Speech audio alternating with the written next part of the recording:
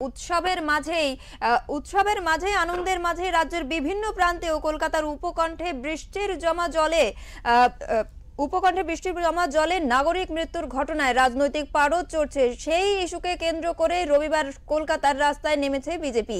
College street থেকে ধর্মতলা পর্যন্ত মিছিল করে গেরুয়া শিবির। মিছিলে নেতৃত্ব দিয়েছেন বিরোধী দলনেতা শুভেন্দু অধিকারী, অর্জুন সিং, তমগ্ন ঘোষ, কৌস্তব বাগচি সহ রাজ্যের বিজেপির শীর্ষ নেতৃত্বরা। পুলিশের তরফে অনুমতি না মিললেও আদালতের নির্দেশে নির্দিষ্ট শর্তে সর্বাধিক 3000 কর্মী ও দুপুর থেকে বিকেলের মধ্যে এই মিছিলের অনুমতি মেলে। সেই নির্দেশ মেনে শুরু হয় বিজেপির প্রতিবাদ মিছিল।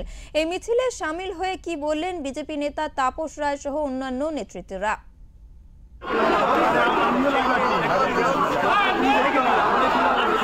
ব্যর্থতা, অপদার্থতা, দলের ব্যর্থতা, অপদার্থতা, মন্ত্রিসভার ব্যর্থতা, অপদার্থতা, সরকারের ব্যর্থতা, অপদার্থতা ঢাকার জন্য উনি এরকম ভাবে, এমনকি মন্ত্র ভুল বললে শ্রীকুমার চট্টোপাধ্যায়কে দায়ী করে দেয়।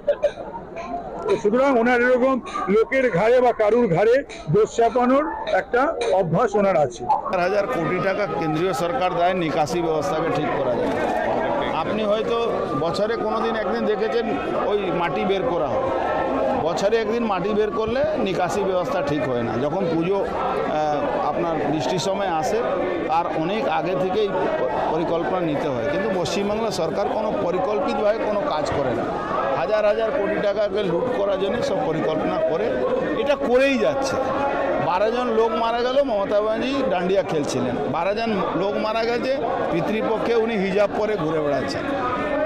কালকে নর্থ বেঙ্গলে অত লোক মারা গেল, মমতা ব্যানার্জি আজকে কার্নিভাল করছি। আমরা প্রতিবাদ করছি, প্রতিবাদের জন্য নেমেছি, সাধারণ মানুষকে নিয়ে প্রতিবাদ করছি। মমতা ব্যানার্জি যেভাবে প্রহসন করছেন মানুষের, তার বিরুদ্ধে আমরা রাস্তায় নেমে প্রতিবাদ।